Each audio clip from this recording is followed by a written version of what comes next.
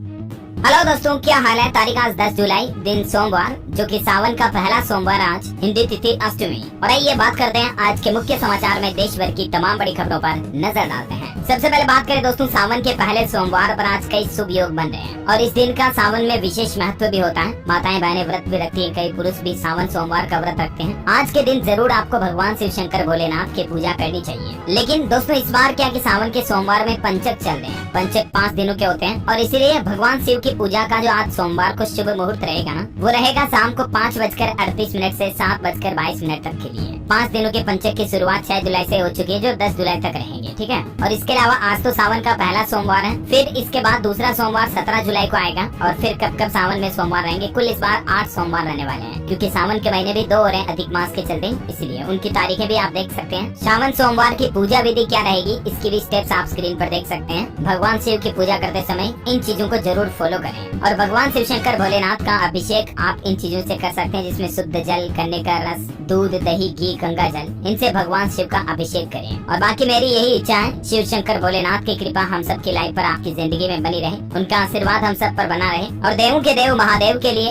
एक लाइक तो बनता है यार दोस्तों। फटाफट से इस वीडियो पर एक लाइक कर दीजिए। अगर आप भी दिल से भोलेनाथ को चाहते हैं तो लाइक कर दीजिए। और आगे बढ़ते खबरों की तरफ देखिए आप। सरकारी ई कॉमर्स प्लेटफॉर्म ONDC से मिलेगा भारतीय हैंडीक्राफ्ट और हैंडलूम प्रोडक्ट्स को बूस्ट है। अब आप ONDC प्लेटफॉर्म के जरिए एक क्लिक में हाथों से बने हुए अलग अलग संस्कृति के प्रोडक्ट को ऑर्डर कर पाएंगे। ONDC जो कि भारत सरकार का ई कॉमर्स प्लेटफॉर्म है, इसका फुल फॉर्म है open network for digital commerce, है ना। अच्छा, वही खबर है कि श्रीलंका में जारी आर्थिक संकट के बीच 21 जुलाई को भारत आएंगे श्रीलंका के राष्ट्रपति विक्रम सिंघे। ये हमारे देश के प्रधानमंत्री नरेंद्र मोदी से मुलाकात भी करेंगे। श्रीलंका ने कहा कि भारत ने हमें खून खराबे से बचाया, आर्थिक संकट से उबरने में हमारी रक्षा की, इतनी मदद कोई नहीं करता। वहीं रिलायंस कंपनी की तरफ से एक बड़ा फैसला लिया गया। अब कंपनी फ्री में बांटेगी जियो फाइनेंशियल के शेयर्स। 20 जुलाई को आवंटन किया जाएगा, जहां दरअसल रिलायंस इंडस्ट्रीज के जो शेयर धारक है ना, उनको हर एक शेयर के बदले में एक जियो फाइनेंशियल सर्विसेज का शेयर भी दिया जाएगा। कंपनी की तरफ से इस बात की जानकारी दी गई, देख सकते हैं आप। अच्छा, वही खबर देखिए दोस्तों, पश्चिम बंगाल में जो पंचायत चुनाव के दौरान कल परसों हिंसा हुई थी ना, इसमें 35 लोगों की जान चली गई अब तक। और फैसला लिया गया चुनाव आयोग की तरफ से कि 6 जिलों में दोबारा मतदान कराया जाएगा। इलेक्शन के दिन ही 16 लोग मारे गए थे और 19 लोग ठीक दूसरे दिन मारे गए। अच्छा, वही देखिए बड़ी खबर दोस्तों, कर्ज देने वाले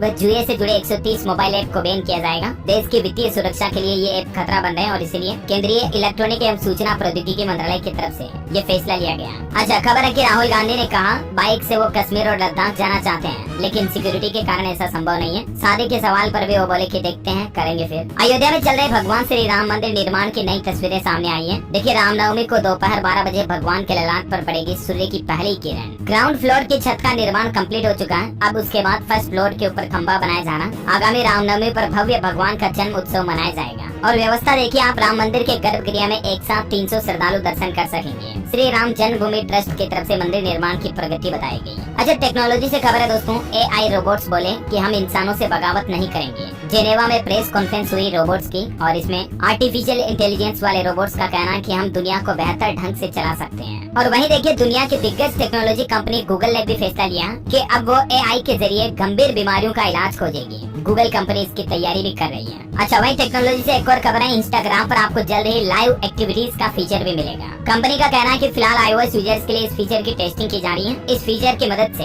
आप अपलोडिंग की स्टेटस ट्रैक कर पाएंगे कि आपकी वीडियो, रील्स वगैरह अपलोड हुई या नहीं, है ना। और वहीं देखिए दोस्तों, पॉलिटिक्स से बड़ी खबर, 18 जुलाई को भाजपा ने NDA की मीटिंग बुलाई। बिहार से चिराग समेत 3 दलों के नेता आएंगे। NCP, अकाली और TDP भी आ सकती है इसमें। भाजपा, कांग्रेस समेत तमाम विपक्षी दलों ने 2024 के लोकसभा चुनाव की तैयारियां शुरू कर दी हैं और इसी के तहत भाजपा दिल्ली में नेशनल डेमोक्रेटिक अलायंस की बैठक 18 जुलाई को करने जा रही है। हरियाणा में भी देखिए आम आदमी पार्टी ने बिजली आंदोलन शुरू किया। दिल्ली के मुख्यमंत्री केजरीवाल बोले कि पंजाब और दिल्ली में बिजली फ्री है, हरियाणा को भी मिलनी चाहिए और इसी पर हम चुनाव लड़ेंगे। वहीं देखिए, टमाटर के बाद अब थाली से जीरा भी गायब हो सकता है, क्योंकि जीरे का भाव 900 रुपए प्रति किलो तक पहुंच गया।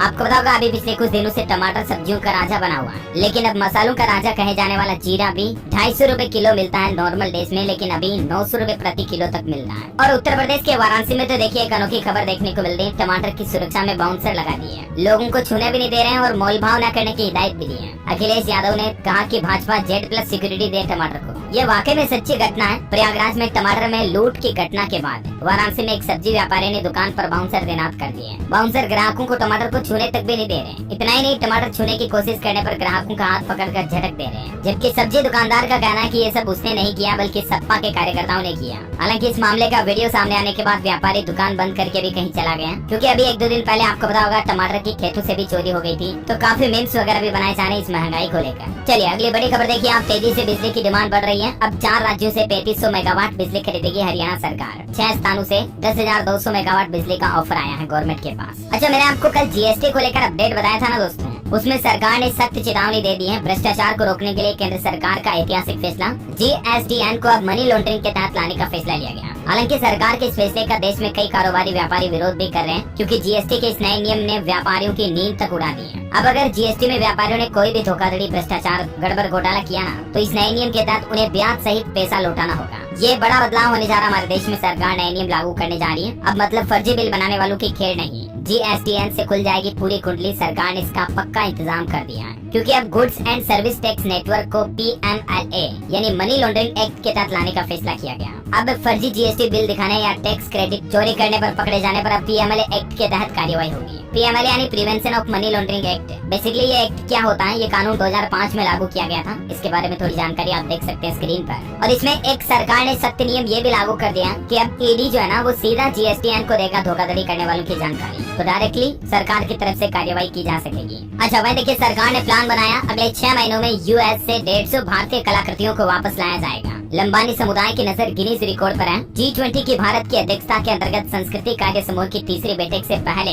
प्रेस को संबोधित करते हुए केंद्रीय संस्कृति मंत्रालय के सचिव ने कहा कि भारत ने सभी देशों से 1970 की संधि पर व्यापक रूप से चर्चा की है और अंग्रेजों के जमाने में जो भारत से ले जाई गई कलाकृतियां हैं, उनको भारत में वापस लाने के लिए सरकार जोरों से प्रयास कर रही है। अच्छा, वहीं देखिए बड़ी खबर दोस्तों, ज्योति मौर्य और आलोक मौर्य का मामला तो आपको पता ही होगा। उत्तर प्रदेश की एसडीएम और उनके पति आलोक काफी चर्चा में है आजकल। और अब इसी बीच आलोक मौर्य ने एक बड़ा बयान दिया। उन्होंने कहा कि वो अपनी पत्नी ज्योति के साथ जिंदगी बिताना चाहते हैं। वो बोले कि अगर मेरा परिवार टूटने से बचता है तो मैं माफी मांगने के लिए भी तैयार हूँ। आरोप प्रत्यारोप के बीच आलोक मौर्य की ओर से ये नई बात सामने निकल कर आई है। अभी भी वो ज्योति के संग रहना चाहते हैं, माफी मांगने के लिए भी तैयार हैं। ज्योति मौर्य ने धूमगंज थाने में पति आलोक समेत अन्य लोगों के खिलाफ गंभीर धाराओं में केस दर्ज कराया है। फिलहाल ज्योति द्वारा दर्ज मुकदमे की जांच चल रही है और कोर्ट की ओर से इस मामले पर क्या फैसला आता है ये तो वक्त ही बताएगा। लेकिन एसडीएम ज्योति मौर्य का मामला सामने आने के बाद समाज में कई ऐसे केसेस हमें देखने को मिले जहाँ आलोक ही नहीं बल्कि कई पतियों ने कहा कि उनकी पत्नी को पद मिलने के बाद या नौकरी मिलने के बाद उनकी पत्नी ने धोखा दे दिया। बिहार में भी एक ज्योति मौर्य जैसा मामला देखने को मिला। पति ने खेत बेच करके पत्नी को पढ़ाया, लेकिन पत्नी जैसे ही टीचर बनी वो हेडमास्टर के साथ प्रेम करके फरार हो गई। ये सच्चा मामला है बिहार का, बिहार के वैशाली जिले का, जहां महिला के पति ने शनिवार को ही जहांदा थाने में हेडमास्टर के खिलाफ एफआईआर भी दर्ज कराई। और हैरानी की बात तो यह कि इस महिला के भी 2 बच्चे हैं। पति ने कहा कि 13 साल पहले उसकी शादी हुई थी और शादी के बाद पत्नी की पढ़ाई, कोचिंग वगैरह खर्चे के लिए उसने खेत तक भी बेचा, लेकिन जैसे ही पत्नी को तो नौकरी लगी वो स्कूल में हेडमास्टर के साथ इश्क लड़ाकर फरार हो गई। उत्तर प्रदेश के अमेठी में भी ज्योति मौर्य जैसा मामला सामने देखने को मिला। पति ने कहा कि नौकरी लगने के बाद पत्नी ने कैंपस में एंट्री पर भी रोक लगवा दी है। सुशील नाम के एक शख्स ने आरोप लगाया कि सैनिक स्कूल में नर्स के पद पर नौकरी मिलने के बाद उसकी पत्नी ने उससे दूरियां बनाना शुरू कर दिया और यहाँ तक कि पत्नी ने तो कैंपस में उसके जाने पर भी रोक लगा दी है। उत्तर प्रदेश के कानपुर में भी एक ऐसा मामला आया जिसमें पति को पत्नी कहती है कि वो तो काला है, नौकरी लगने के बाद नर्सिंग की नौकरी लगती है, उसको नर्स बनती है, उसके बाद पति को दूर कर देती है। झारखंड में भी एक मजदूर ने बीवी को पढ़ाकर नर्स बनाया, अब वो साथ में नहीं रहना चाहती है। खैर, आए दिन दोस्तों समाज में देखा जाए तो पति और पत्नी दोनों के बीच तलाक वगैरह या दूरियां बना लेने के मामले तो आए दिन सामने आते रहते हैं। लेकिन अभी क्या है कि ज्योति मौर्य की वजह से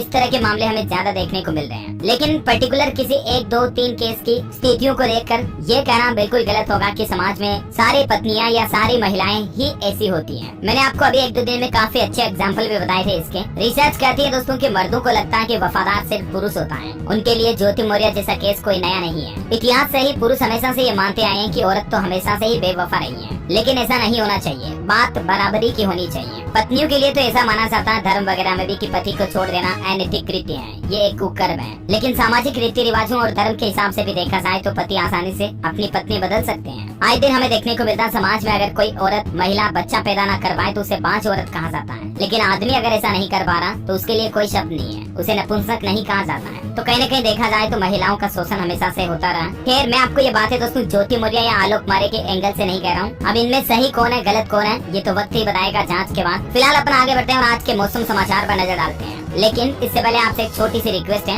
कि अगर आपने डीएलएस न्यूज चैनल को अभी तक भी सब्सक्राइब नहीं कर रखा ना तो फटाफट से सब्सक्राइब कर लो और बेल आइकन भी दबा देना। इससे होगा ये कि आपको रोजाना के देश की बड़ी खबरें मुख्य समाचार तुरंत अपने मोबाइल पर मिलते रहेंगे, है ना। और वीडियो को लाइक अभी तक भी नहीं किया तो एक लाइक तो कर दीजिए फटाफट से। और आज के मौसम अपडेट की बात करें दोस्तों तो देश की राजधानी दिल्ली में तो बाढ़ का अलर्ट घोषित कर दिया है। सभी स्कूल भी बंद कर दिए गए। हिमाचल में घर पुलियां गाड़ियां बह गई। जम्मू कश्मीर में भूस्खलन से 2 लोगों की जान चली गई। पंजाब की सोसाइटियों में नाव चलानी पड़ी। इतने ज्यादा देश भर में हालात खराब चल रहे हैं। अभी भी मौसम विभाग की तरफ से दिल्ली समेत 7 राज्यों में तो अगले 2 दिन अति भारी बारिश की चेतावनी जारी की है, जिसमें पंजाब, हरियाणा, उत्तर प्रदेश, पूर्वी राजस्थान के लिए ऑरेंज अलर्ट जारी किया है। हिमाचल प्रदेश समेत उत्तर पश्चिम भारत के भी कई इलाकों में इस सप्ताह तेज बारिश देखने को मिली, जिसके चलते कई जगहों पर बाढ़ आ गई। देखिए बारिश की वजह से सोमवार को दिल्ली एनसीआर के स्कूल तो बंद रहेंगे और देश के गृह मंत्री अमित शाह की तरफ से स्थितियों की जानकारी भी ली गई। न सिर्फ दिल्ली में बल्कि नोएडा, गुरुग्राम वगैरह में भी सोमवार को स्कूल बंद रखने का फैसला किया गया है। गाजियाबाद में तो 15 जुलाई तक छुट्टियां घोषित कर दी है। दिल्ली में 41 साल बाद इतनी बारिश हुई, रिकॉर्ड टूट गया। पिछले 33 घंटों में 258 mm बादल बरसे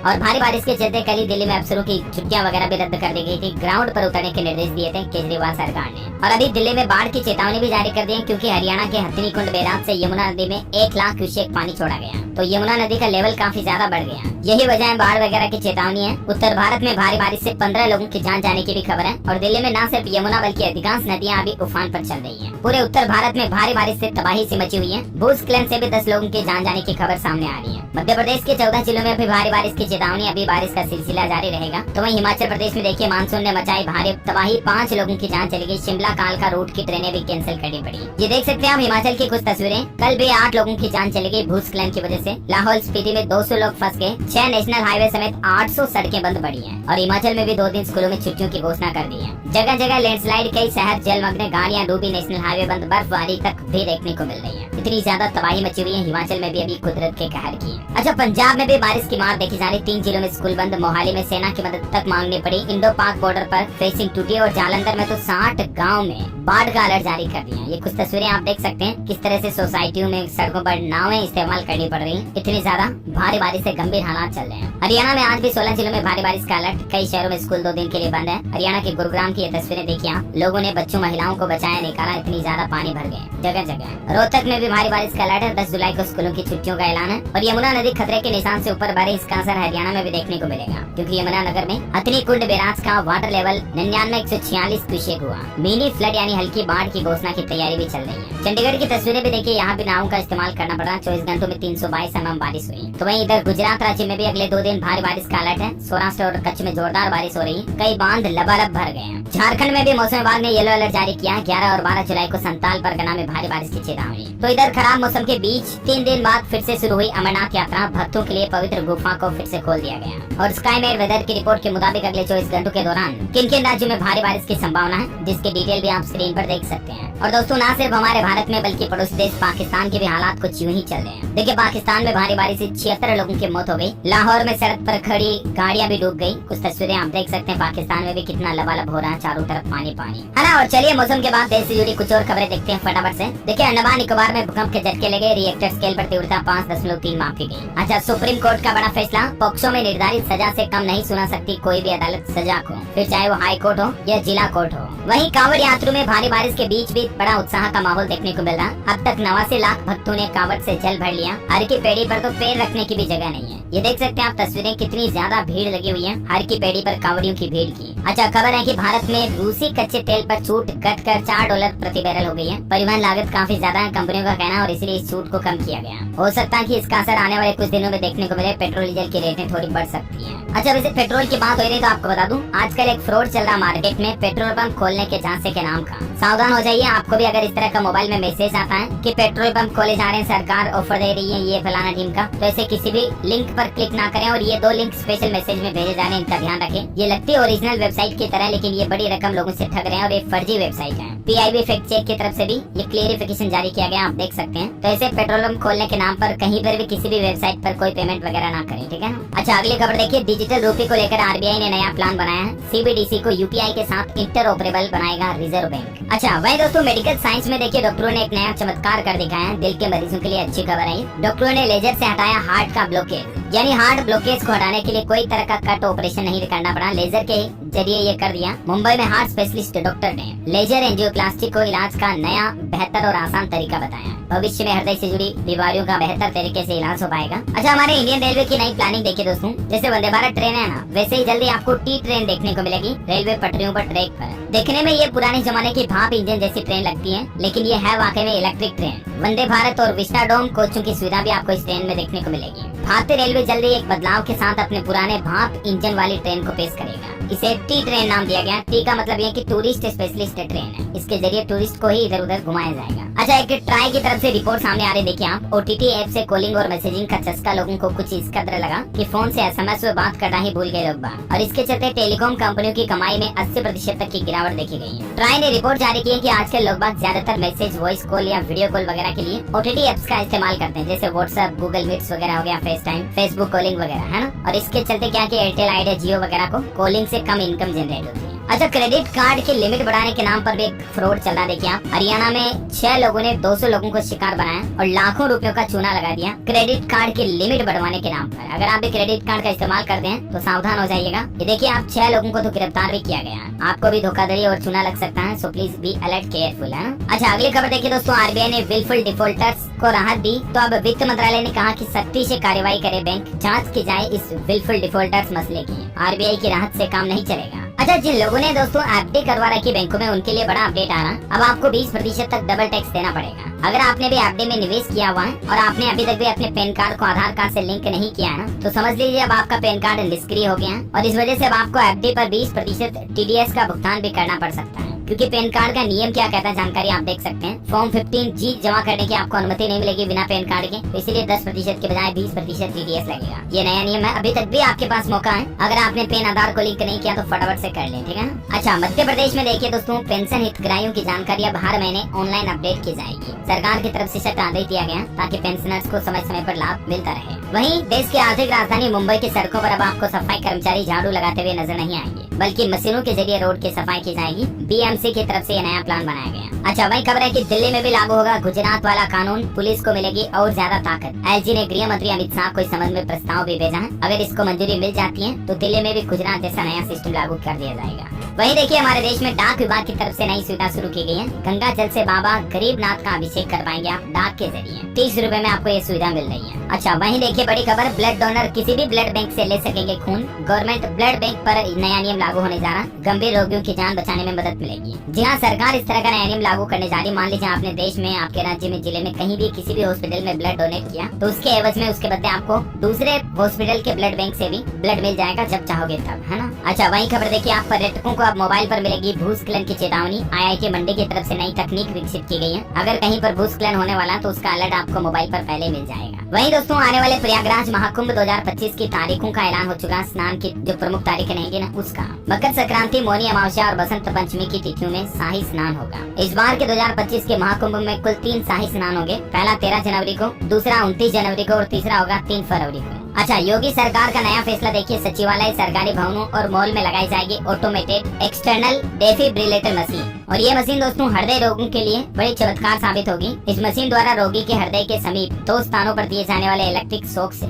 उसे प्राथमिक चिकित्सा प्राप्त हो जाती है। फिर रोगी को निकटवर्ती अस्पताल में चिकित्सा हेतु भेजे जाने का मतलब समय मिल जाता है। ये मशीन इस तरह की होती है, आपने कई बार मूवीज वगैरह में देखा होगा। हाथ में 2 पकड़ने के होते हैं, जैसे स्त्री होती है ना, फ्लेश, उस तरह से, और इन दोनों को पकड़ करके छाती पर लगाया जाता है, झटका दिया जाता है। तो कई तरह की गंभीर बीमारियों में ये तरीका एक प्राथमिक उपचार की तरह काम करता है। और यूपी में अब अलग अलग जगहों पर ये मशीनें लगाई जाएंगी, है ना। अच्छा वही खबर देखिए, मध्य प्रदेश के मुख्यमंत्री शिवराज सिंह चौहान सरकार का पहला अनुपूरक बजट कैबिनेट से पास हो चुका है। इसमें लाडली बहना योजना के लिए भी 5,000 करोड़ का प्रावधान रखा गया है। वही दोस्तों एयरटेल कंपनी ने एक नया ब्लैक प्लान लॉन्च किया जिसमें आपको OTT सब्सक्रिप्शन के साथ DTH कनेक्शन भी मिलेगा। 1,099 रूपए का ये प्लान है, जानकारी आप देख सकते हैं ज्यादा। अच्छा बड़ी खबर देखिए, सुप्रीम कोर्ट ने अर्धसैनिक बलों के लिए पुरानी पेंशन योजना लागू करने के आदेश पर अंतरिम रोक लगा दी है। वहीं हमारे देश की राष्ट्रपति द्रौपदी मुर्मू आज 2 दिवसीय विजिटर सम्मेलन का उद्घाटन करेगी और अलग अलग क्षेत्रों के लोगों को पुरस्कार भी दिए जाएंगे। 10 और 11 जुलाई को 2 दिवसीय सम्मेलन होगा। इसकी मेजबानी राष्ट्रपति भवन में ही होगी, है ना। और एजुकेशन पर खबर है, पंजाब में पटियाला PU की 10 जुलाई की सभी परीक्षाओं को रद्द करना पड़ा। बारिश के चलते फैसला लिया गया। उत्तराखंड में भी भारी बारिश का ऑरेंज अलर्ट है। इसके चलते 5 जिलों में स्कूल बंद रहेंगे, कक्षा 1 से 12वीं तक के। और सरकारी नौकरी पर अपडेट देखिए, आप राजस्थान में कंप्यूटर रिक्रूटमेंट का नोटिफिकेशन जारी हो चुका है। आप इस ऑफिशियल पोर्टल पर 12 जुलाई से आवेदन कर पाएंगे। चलिए अगली बड़ी खबर देखिए, बागेश्वर धाम के पंडित धीरेन्द्र शास्त्री विवादों में आ गए। इन्होंने सिखों को सनातन धर्म की सेना बताया। SGPC ने कहा कि ये गलत है, पहले आपको सिख धर्म जान लेना चाहिए। वैसे अभी दिल्ली के बाद नोएडा में दिव्य दरबार लग रहा बाबा का। 16 जुलाई तक धीरेन्द्र शास्त्री की कथा होगी नोएडा में, जो कल से शुरू हो चुकी है। अच्छा विदेशी निवेश पर आंकड़ा आ रहा दोस्तों, जुलाई के पहले सप्ताह में ही FPI यानी फॉरेन पोर्टफोलियो इन्वेस्टमेंट 22,000 करोड़ का पहुंच चुका है। यानी भारतीय शेयर बाजार में विदेशी लोग बाग काफी भरोसा कर रहे हैं। वैसे निवेश वगैरह की बात हो रही तो देखिए आप, अगले सप्ताह उत्कर्ष स्मॉल फाइनेंस बैंक भी अपना IPO लेकर आ रहा है। इसमें भी आप निवेश कर सकते हैं। अगले सप्ताह टोटल 4 कंपनियों के IPO खुलेंगे, 6 शेयरों की लिस्टिंग भी होगी, है ना। और वहीं खबर देखिए, राजस्थान घूमने वालों के लिए अच्छी खबर है। जल्दी आप राजस्थान के पर्यटन स्थलों को बिना टिकट घूम पाएंगे। राजस्थान की गहलोत सरकार इस तरह का प्लान भी बना रहे हैं जिसमें पर्यटन स्थलों को टूरिस्ट के लिए बिल्कुल फ्री किया जा सकता है। अच्छा उड़ीसा राज्य सरकार ने भी फैसला लिया,